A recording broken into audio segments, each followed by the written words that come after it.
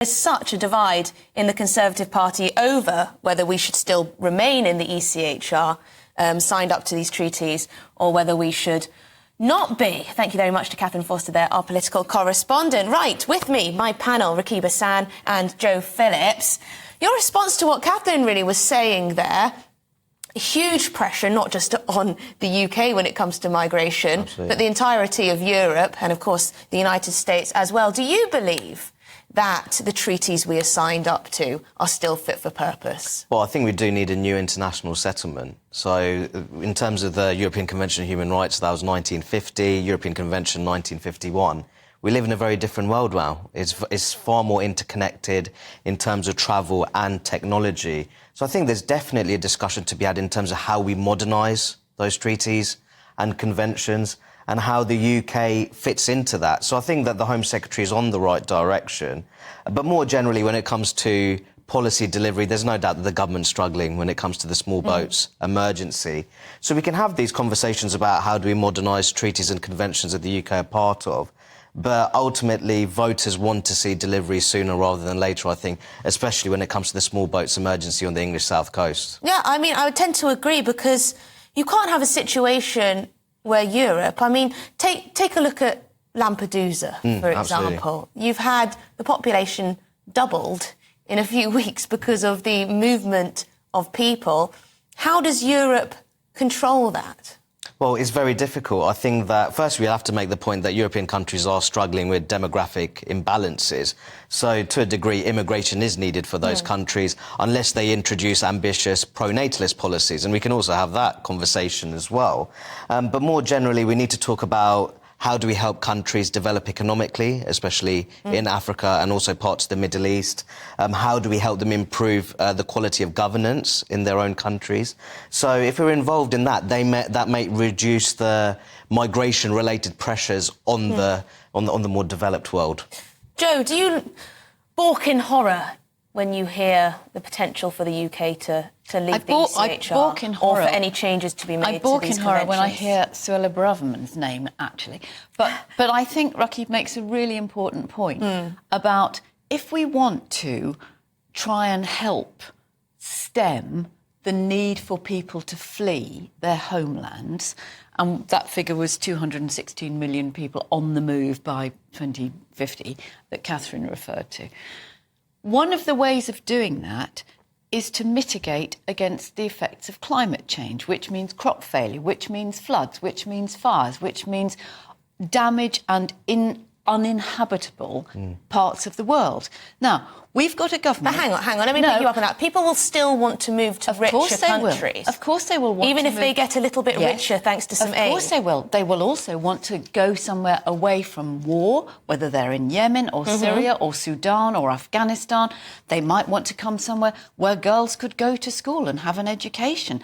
They might want to go somewhere where they can actually use their skills as doctors or engineers or teachers to come and help. We've got a government that has failed to get a grip on the backlog of people arriving through...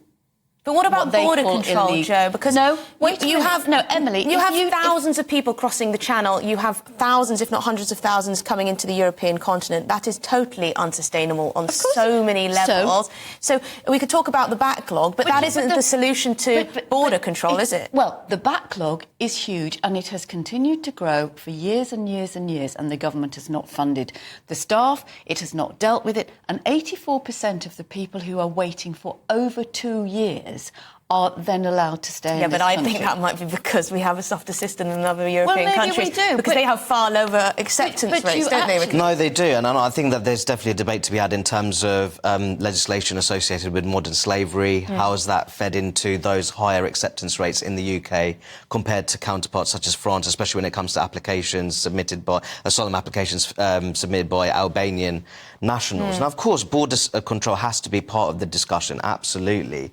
But I do think there's a debate in terms of we operate in a very globalised political economy. So I think there is a debate to be had in terms of how can we at least help countries to be more self-sufficient in the developing world? How do we... do you think that would reduce migration, economic migration? Because I'm not sure it would, because you have people coming from India, relatively strong economy. Yes, of course, there is massive issues of poverty in India.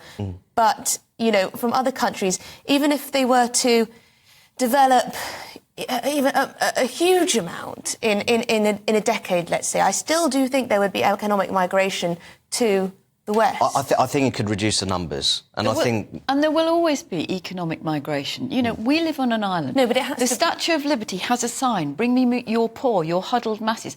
People have gone to America for centuries to try and achieve a better life. People have come here fleeing the Nazis that we talked about earlier, fleeing tyranny and despotism around the world, fleeing wars. And, of course, people will always be on the move, as any of us sitting here and many people watching and listening might be.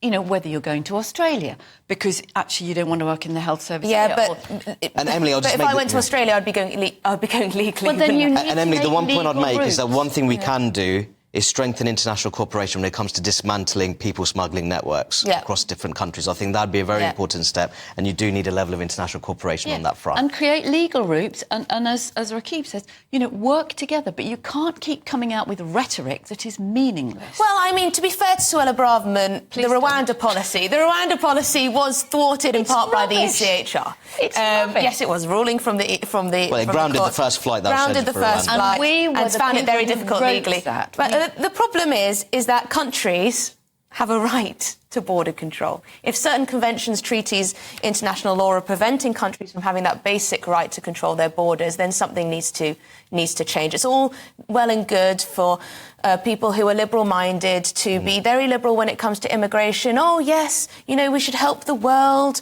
People move. But I'm sorry, but it's totally unsustainable. And I'll just make that It's totally unsustainable in the numbers that we're seeing. And I'll just make the point, because the asylum system is so oversaturated with primarily male-dominated irregular migration, I would make the point that women and girls at very serious risk of sexual violence in the homelands are being left by the wayside, and that's not right. Well, we've got lots of legal routes, international cooperation.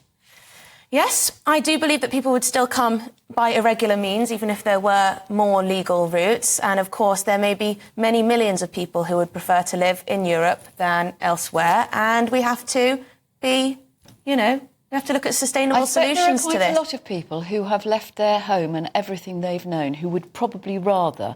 I worked in the Middle East for a long time. I know people who have left everything behind in Syria. Everything. Yeah. You know, their future, their hopes, their dreams, their houses, their savings, their treasures. This is why we have to combat illegal migration, so that people with genuine claims of asylum can get priority. At the moment, it's a first-come, first-served situation. Now, lots of you have been